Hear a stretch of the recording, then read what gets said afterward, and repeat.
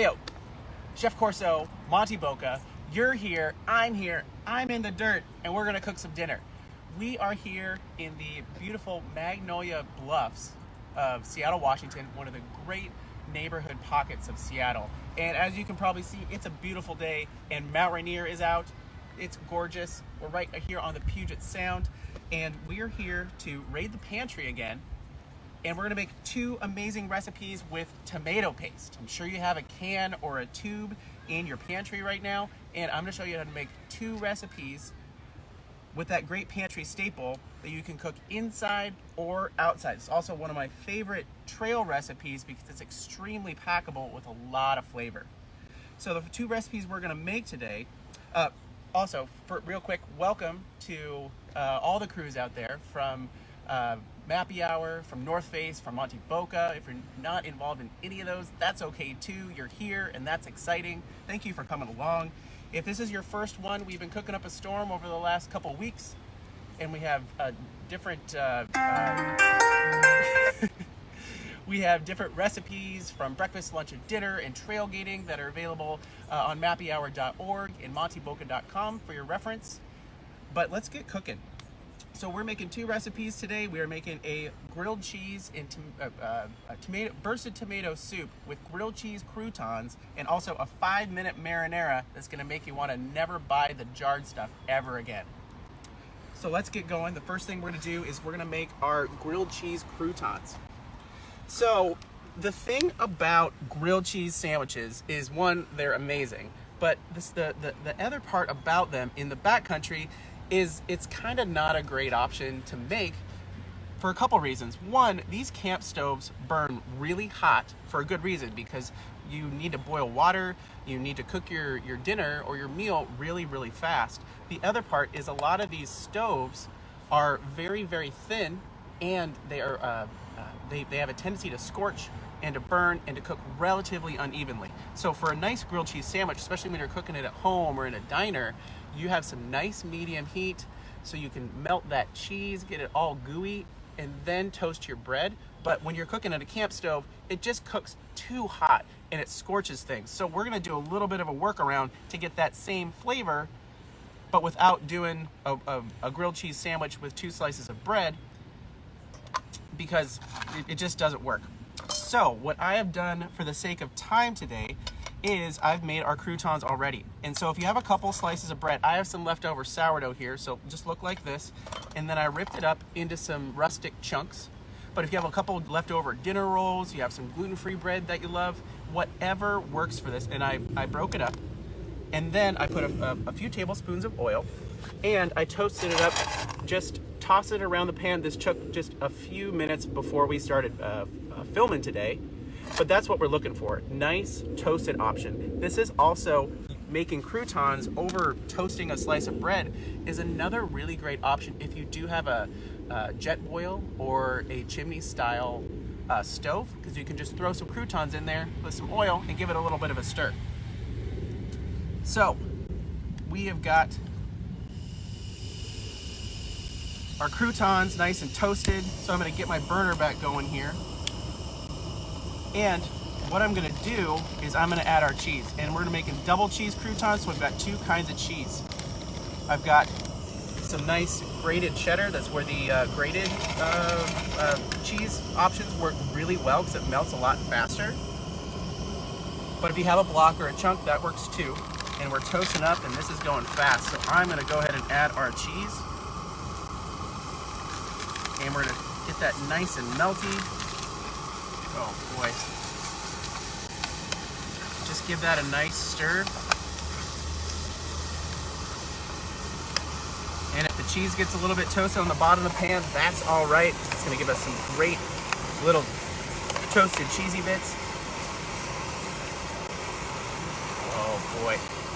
And as you can see, that melts up really fast, like barely even 30 seconds. So you gotta be ready. And I'm gonna go ahead and add some Parmesan cheese as well. Grated is an awesome option for this also, but I had a block in my refrigerator, so I'm just gonna go ahead and shave that on there. Be careful if you do this step with your campy knife. Beautiful.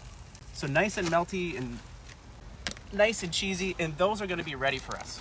So go ahead and cook those up first and reserve those for later. So for our two recipes today, we are using a double barrel camp stove system here.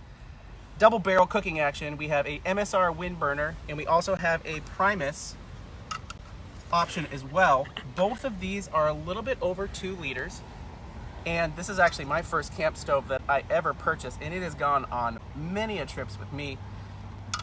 And I love taking one of these larger capacity camp stoves along for a group trip. So if you're going on a trip with 3, 4, 5 people, consider taking a larger one, because one person can carry the stove and the other person can carry the gas and some of the ingredients, but also that way you can meal plan together instead of just separating and you getting your jerky and your granola bars and your packaged meals. Like, meal plan together. It's really fun, and it's actually not that hard. We have some great resources on how to plan for your trip, how to pack recipes on montyboca.com on our packing page, so go ahead and check that out. And let's see here. So, double barrel action. One thing, ingredient notes as well. So for both these recipes, you could use fresh garlic or powdered garlic. And we have tomato paste. So tomato paste in a tube is my preference. It's really easy and really packable if you've never seen that before. But then also the standard can. Why I love this for a backpacking trip is it just fits right in these cute little stuff sacks that are great for packing recipes, easy packing out, and you don't need a tool, you don't need a Leatherman to open this guy up, because there's a little puncture here and you're ready to go. So don't stab it with a knife or a stick, you've got a little bit of a tool right here. So for both of these recipes, you can interchange tomato paste or fresh baby tomatoes. So 1 tube, 1 can equals 1 container of baby tomatoes. I love taking these along because they are really packable, they're really sturdy, and give you a nice little bit of freshness for a salad, for this recipe, or for anything out there. But you've got a great container that goes right in your pack. All right, so you ready to cook? Let's do it. Okay. All right, if you're just joining us, guys, we are making 5-minute marinara 2 different ways. One with fresh tomatoes, one with a tube of tomato paste. We've got some cheesy croutons all cooked up and ready to pour the tomato sauce all over it. Okay. So both of these are going to be really fast. So I'm going to get both of these going. And both of these recipes are extremely similar. Nice. Get yourself a nice medium heat for both of them. And they are both gonna start with a little bit of olive oil. A couple tablespoons for both. And I've just got a little bit left, might as well use it up. And for our roasted tomato soup, I'm going to go ahead and throw our baby tomatoes right in here. And I've got 2 containers, both yellow and red. But if you only have, one container of baby tomatoes, you can do this combination. Nice, so that's looking great. And we're going to go ahead and throw in our tomato paste.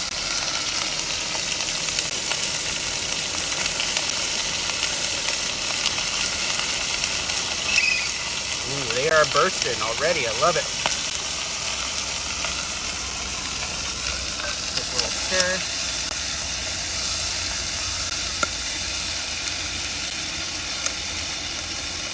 And our other tube of tomato paste here.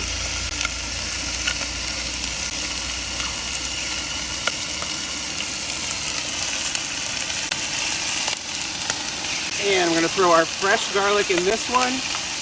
And our powdered garlic in this one.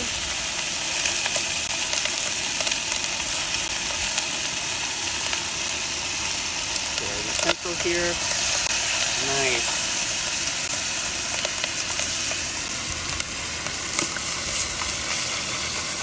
And like I said before, these camp stoves are meant to cook fast, so you've got to be ready when it's time to cook. So for our 5-minute marinara, we're going to add a little bit of salt. Same thing for our bursted tomato soup. Oh, it's already can smell great. A little bit of black pepper, if you like. And this is just an old cosmetic container that I cleaned out. And I've got a little bit of Italian seasoning or some dried oregano. Guys, this garlic smells so good. And I've got a little bit of chili flake because I like a little bit of spice, but if you don't, or you're cooking this for your kiddos, you can go ahead and leave that out. Okay? So we're just gonna cook this for a minute or two to get those flavors coming together. And if you can see over here, our tomatoes, oh beautiful, sunshine right on those bursted tomatoes. Our tomatoes are bursting. This is exactly what I'm looking for. Oh, people are wondering where the Old Bay is today. Oh man. I mean, Old Bay maybe come out later. I don't know. You better stay tuned. All right, so our 5-minute marinara is cooking hot and we are ready, and we need some water. And we're just gonna add a couple cups of water and let that simmer. And man, our baby tomatoes are just bursting really fast, which I love to see, because usually I am really hungry when it's on the trail and it's dinner time. So I'm gonna go ahead and add some water this as well to thin it out.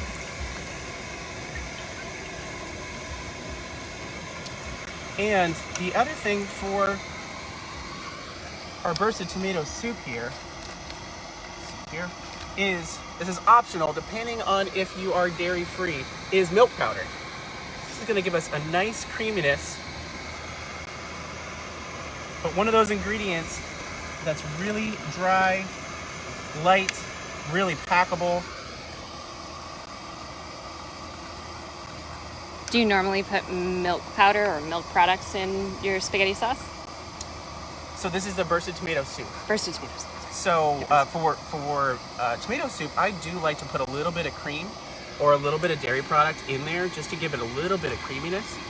But you can easily take that out, no problem. So our 5-minute marinara is coming up to a nice percolating boil here.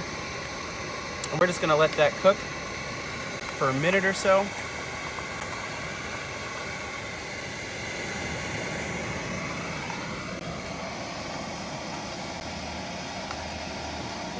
So I'm gonna go ahead and check the flavor on both of these guys. Yum, nice little bit of garlic, a little bit of Italian flavor in there. And for our bursted tomato soup, go ahead and check that out as well. Man, it's really interesting when you have a bunch of time when you're hanging out by yourself or with your partner at home during these next, few weeks of staying at home, is try both of these side by side, because tomato paste and fresh tomatoes, they're obviously both tomatoes, but they taste really, really different. And it's kind of a fun compare and contrast. So for both of these, if you're cooking this bursted tomato soup at home, go ahead and cook it for another 5 or 10 minutes or so. Get those rest of those tomatoes bursted. But for the sake of cooking today on the bluff, we're done, but I'm gonna show you how to finish these. So for our 5-minute marinara, I pre-cooked some pasta. So I've got some nice rigatoni today, but whatever pasta you have works great. I'm gonna go ahead and add that to our marinara sauce. And if you are cooking this on the trail, what I would suggest is you make your 5-minute marinara first, reserve it in a bowl. It only takes 5 minutes. And then cook up your pasta and add it that way. So, coating up my pasta with our marinara sauce.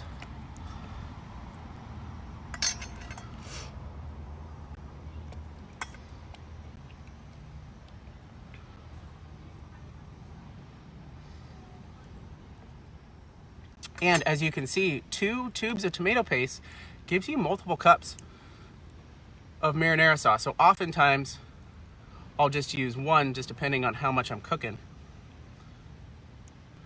All right, so there's our pasta in there, and really fantastic additions to this is some salami. You could even toast that in there with your tomato paste, cook it a little bit. Or you can pack along a zucchini and give you some nice freshness. And I know some of you out there are thinking like, man, there's no way that that zucchini is gonna stay good for multiple days on the trail. Well, I will say I have used this on day 3 or day 4 of a long backpacking trip, and we were specifically in the Enchantments, and it lasted, and it was a really great treat to have something green and something fresh after multiple days in the dirt.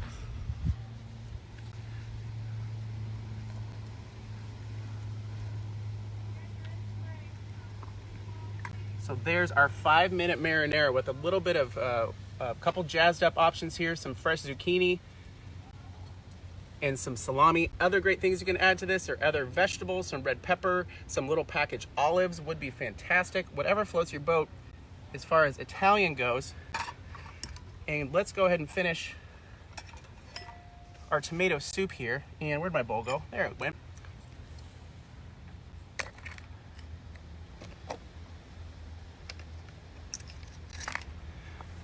So we've got our bursted tomato soup.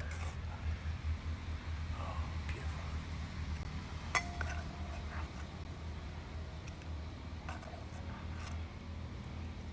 But these baby tomatoes are a really great ingredient and a really great tip for a fresh marinara sauce you can make in 5 minutes. Adding some artichoke hearts at home or some Italian sausage would be really nice as well. But I also love the color that this provides with both the yellow and the red tomatoes. And then what I'm gonna do is put our nice cheesy croutons in here. Oh yeah. Give it a nice, oh my goodness, look at that, how cheesy that is. They've been sitting for a little bit, so they're all stuck together. So it's just like your nachos. When they all stick together, it's just one nacho, but then you can have, you know, one whole nacho. But you still are able to get that grilled cheese experience while making croutons, rustic croutons on the trail, but super yummy and super cheesy. Give that a nice dunk. This is a great recipe to cook with your kiddos too. If you're cooped up all day, need something to do with them. Also really awesome as a destination dinner. And what a destination dinner is doing exactly this. The great part about cooking outside is you can find these amazing little pockets to cook in, whether that's at a city park or on a bluff or just in your backyard. But pack up your stove, pack up your recipe, pack up the fam, and go make some dinner outside. Go find a secluded view, eat some good stuff, guys. But a little bit more about Monte Boca. We provide recipes, full meal plans for your trip whenever we can go on our longer treks, and cookbooks, so handy pocket-sized cookbooks for your trek so you can cook really easy outside. All recipes are 10 ingredients or less, ready in 30 minutes or less. Obviously focus on some fresh, real ingredients rather than a packaged meal, because I want you to throw those away. I want you to cook with fresh ingredients when you go outside in these amazing spots. Also today, I am rocking a great t-shirt from Subalpine Tees. This is a Western Red Cedar t-shirt, one of the great trees of the Pacific Northwest. But they have some awesome designs for plants and in the greater Pacific Northwest. So check them out, subalpinetees.com. Check out monteboca.com for more recipes. We have over 100 trail tested, all free with a quick, easy download. And if you're looking for another community to get involved with, check out mappyhour.org.